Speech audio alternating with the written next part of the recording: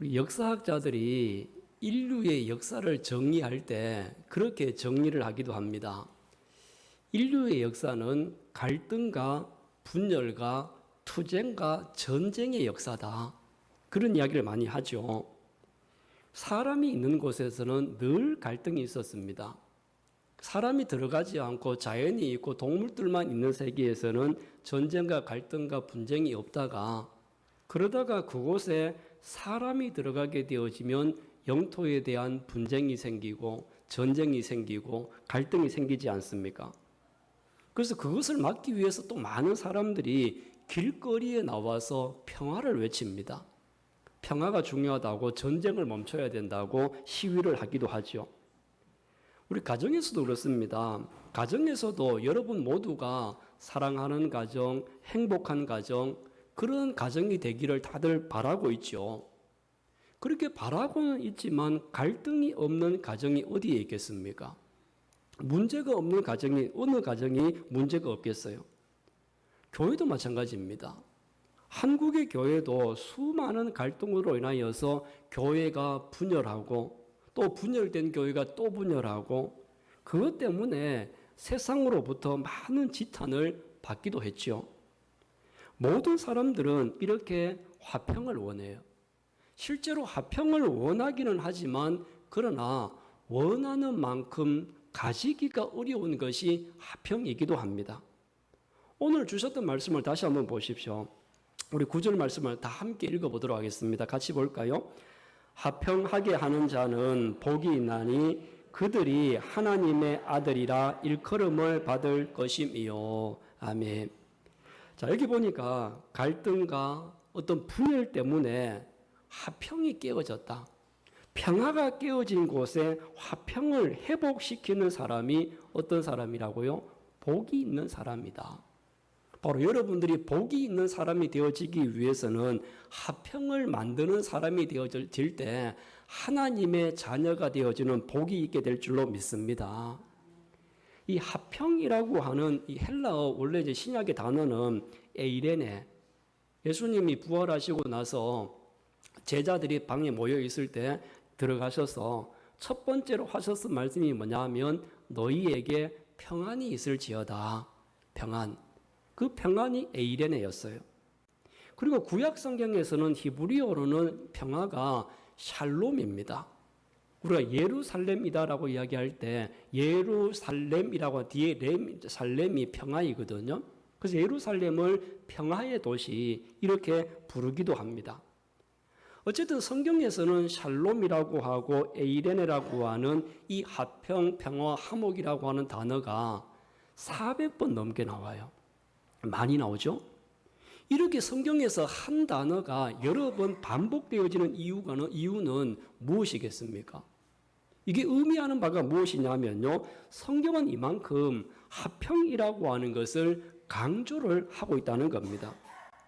그런데 여러분, 성경이 이렇게 강조하는 이 화평이 예수님을 믿고 교회를 다니고 자기가 신앙생활 한다고 하는 사람들 사이에서도 이 화평이 깨어지는 이유가 뭘까요? 우리 다 같이 예수님을 믿는다고 하는 교회 안에서도 화평이 깨어지고 믿음의 직분자들 가정에서도 화평이 깨어져요. 이렇게 화평이 깨어지는 것은 뭐냐면 여러 가지 이유가 있죠. 잘못된 오해로부터 시작이 되기도 합니다. 아니면 무지로부터 시작이 되어져요. 아니면 또 자기 고집으로부터 화평이 깨어지기도 합니다. 그리고 자기가 너무 욕심을 부려서 또 화평이 깨어지기도 하죠. 사실이 아닌데 사실로 오해를 해서 좋은 관계가 깨어지는 경우가 얼마나 많습니까? 그리고 나중에 이 오해가 풀리면 화평이 다시 찾아와야 되는데 그렇지 못하는 경우는 자기 고집 때문이죠. 자기가 고집을 내려놓지를 못해요. 이렇게 자기 마음에 미워하기로 확정해서 계속해서 고집을 부리는 겁니다. 그래서 한번 틀어진 관계가 회복이 잘 안 되는 이유가 여기에 있는 거죠. 그리고 사람들 마음속에는 이 참을성이라고 하는 것이 부족하다 보니까 화평이 깨어져요. 오해를 했습니다. 잘못된 말을 들었을 때 잠시 참았으면 되는데 그래서 잠시만 참았으면 되는데 참지 못하고 거기에 자기가 즉각적으로 반응을 하다 보니까 화평이 깨어지는 경우들이 많지 않습니까? 그리고 또 사람들이 많이 욕심을 부려요. 너무 욕심을 부리다 보니까 그 욕심 때문에 화평이 깨어져요. 형제가 아주 우애가 좋았어요. 우애가 좋았는데 근데 부모님이 많은 유산을 남겨놓았어요. 그러니까 유산을 누가 더 많이 차지할 것인가라고 하는 욕심 때문에 형제 우애 관계가 깨어지고 화평이 깨어지는 경우들이 얼마나 많습니까? 여러분 이렇게 화평이 깨어지잖아요. 화평이 깨어지면 불편한 게 너무 많아집니다. 여러분 가정에 화평이 깨어지면 어떻게 돼요? 집에 들어가면 얼마나 불편합니까? 부부 사이 화평이 깨어졌다라고 하면요, 가정에 들어갔을 때 너무너무 불편해요. 교회 성도들 간에 화평이 깨어졌다라고 하면요, 교회 오는 게 편치 않고 교회 오는 마음이 너무너무 무거워요. 예배를 드려도 은혜가 되지 않습니다. 이렇게 화평이 깨어지면 내가 있는 모든 곳이 가시방석, 불편한 자리가 되어지고 맙니다. 그래서 예수님은 이렇게 이야기하지 않습니까? 화평하게 하는 자가 바로 복이 있는 사람이다. 여러분들이 화평을 만드는 자가 되어져서 복이 있는 성도가 되시기를 주님의 이름으로 축원합니다. 우리가 화평을 누리는 것 중요합니다. 내가 화평을 누리는 것, 평화롭게 사는 것 중요하지요. 그렇지만 더 중요한 것은 복이 있는 사람이 되어지기 위해서는 화평을 만드는 사람, 화평하게 하는 사람, 이러한 사람이 복이 있는 거죠. 화평을 만드는 사람이다라고 하는 것을 영어 성경에서는 피스메이커, 참 좋은 말 아닙니까? 피스메이커 참 좋은 단어죠. 어떤 불화가 생겼어요. 갈등이 생겼어요. 근데 불화와 갈등이 생겨져 있는데 어떤 사람이 들어가니까 그 사람 때문에 화평이 다시 회복이 되어졌어요. 다시 평화롭게 되어지고 화목하게 되어졌어요. 그럼 그 사람을 보고 우리는 뭐라고 이야기합니까? 피스메이커다. 화평을 만드는 사람이다. 이렇게 이야기를 해요. 오늘 예배를 드리는 여러분들은 가정이든지 직장이든지 어디에서든지 트러블 메이커, 트러블을 만드는 사람이 아니라 피스메이커가 될 수 있기를 주님의 이름으로 축복합니다. 그럼 여러분 어떤 사람이 이 평화를 만들고 화평을 만드는 사람일까요? 어떤 사람이 화평을 만들까? 여러분 화평을 만드는 사람은 여러분 주위에도 보면 아시겠지만 마음이 온유한 사람들이에요. 마음이 온유한 사람들이 평화를 깨어진 평화를 다시 회복시키는 사람들이거든요. 여러분 팔복 가운데 우리가 계속 보고 있었는데 세 번째 복이 뭐죠? 세 번째 복이 바로 온유한 사람이 복이 있다. 온유한 사람이 세 번째 복이었어요. 온유한 사람이 어떤 사람입니까? 상대방이 아무리 화를 내어도 유순한 대답으로 상대방의 화를 가라앉히는 사람이 온유한 사람이거든요. 이렇게 화를 가라앉히는 사람이 바로 평화를 가져오게 하고 화평을 만드는 사람이지 않습니까? 그런데 마음이 온유하지 못하고 상대가 화를 냈어요. 상대가 화를 냈는데 자기도 같이 화를 내게 되어지면 그때부터 분쟁과 전쟁이 생기고 화평이 깨어지지 않습니까? 여러분들 타고 다니는 자동차를 한번 생각해 보세요. 자동차의 가장 중요한 부품은 엔진입니다. 엔진이 너무 중요해요. 근데 엔진은 뭘로 만드느냐 하면 쇠로 만들어요. 그리고 엔진의 온도는 너무너무 뜨거워가지고 엄청 열이 많이 나잖아요. 근데 수없이 엔진이 마찰을 하고 서로 부딪히고 뜨거워지고 그럼에도 불구하고 여러분 엔진에서 불이 나지 않아요. 자동차 잘 타고 다녀요. 근데 이렇게 엔진이 망가지지 않고 또 이렇게 엔진이 계속 유지가 될 수 있는 것은 뭐냐 하면 중간에 부드러운 윤활유가 있기 때문이에요. 부드러운 윤활유가 계속해서 그 마찰을 상쇄해주고 마찰을 감소시켜주는 역할을 하지 않습니까? 그 부드러운 기름이 엔진 사이에 흘러다니고 있기 때문에 엔진의 마찰이 없이 돌아갈 수가 있는 겁니다. 만약에 자동차를 타고 다니다가 어느 날 자동차가 갑자기 섣버렸어요. 그러면 윤활유가 없어져 가지고 엔진의 쇠들이 녹아붙어서 그래서 고장나는 경우가 있거든요. 이렇게 뜨거운 자동차 안에서 열을 식혀주고 그 뜨거운 자동차도 불나지 않도록 중간에서 부드럽게 윤활을 시켜주는 것처럼 이렇게 온유한 사람들이 화평을 만드는 사람인 줄로 믿습니다. 여러분 모두가 부드럽고 온유한 성도가 되셔서 화평이 깨어진 곳에 다시 화평을 만들 수 있는 여러분들이 되시기를 주님의 이름으로 축원합니다. 그 다음에 두 번째로요, 화평을 또 만드는 사람들은 좀 참을 줄 아는 사람이에요. 참고 기다릴 줄 아는 사람이라는 것은, 여러분 보세요. 화평이 사람들 사이에 좀 깨어졌어요. 그러면 화평이 깨어지면 금방 회복됩니까? 금방 우리 악수하고 사과했다고 금방 마음이 다 풀려요? 성급하게 화목하려고 하다가 오히려 사이가 더 크게 벌어지는 경우들이 얼마나 많아요. 싸운 사람들 불러다 놓고 억지로 화해를 시키려고 누가 중재를 해요. 근데 괜히 잘못 들어갔다가 아직 서로의 화가 가라앉지 않은 상태에서 중간에 뭔가 하려고 하다 보면요, 오히려 더 큰 싸움을 만드는 경우가 있지 않습니까? 이럴 때 어떻게 해야 됩니까? 이럴 때 여러분들이 잘 알고 있는 것처럼 이 마음의 분노와 뜨거움이 조금 가라앉을 때까지 기다리고 참아줘야 돼요. 조금만 기다려야 된다는 거죠. 여러분들 집에서 혹시 50본드를 가지고 뭐가 이렇게 떨어졌거나 새로 붙여야 되는 경우를 한번 사용해 보신 적이 있는지 모르겠는데요. 50본드는 5초본드와는 다르게 어떤 이제 붙이려고 하는 양면에다가 50본드를 먼저 발라요. 그리고 바르고 나서 뭘 해야 됩니까? 이 50본드가 다 마를 때까지 기다려야 돼요. 근데 50본드가 마를 때까지 기다리지 않고 바로 칠해가지고 바로 붙여버리면 절대 안 붙어요. 이 50본드의 원리처럼 우리도 마찬가지로 화평을 다시 회복하기 위해서는요, 조금 기다려야 됩니다. 표면의 본드가 마를 때까지 기다려야 딱 붙는 것처럼 화평도 하루아침에 만들어지는 것이 절대 아니거든요. 그렇기 때문에 화평을 만들어가는 사람은 참고 기다려줄 줄 아는 사람이 화평을 만드는 사람이에요. 여러분 속에 있는 어느 한 곳에 화평이 깨어졌다라고 한다면 온유한 마음을 품고 그 마음으로 기다려줄 때 화평이 다시 찾아오게 되는 역사가 일어나게 될 줄로 믿습니다. 그리고 마지막 한 가지는 더 말씀을 드리면요, 화평을 만드는 사람은 양보할 줄 아는 사람이에요. 화평을 만드는 사람, 피스메이커는 양보하는 사람이거든요. 물론 우리가 죄에 대해서, 정의롭지 못한 일에 대해서, 아니면 진리가 아닌 것에 대해서는 절대 우리가 양보할 수 없죠. 진리는 양보할 수 없습니다.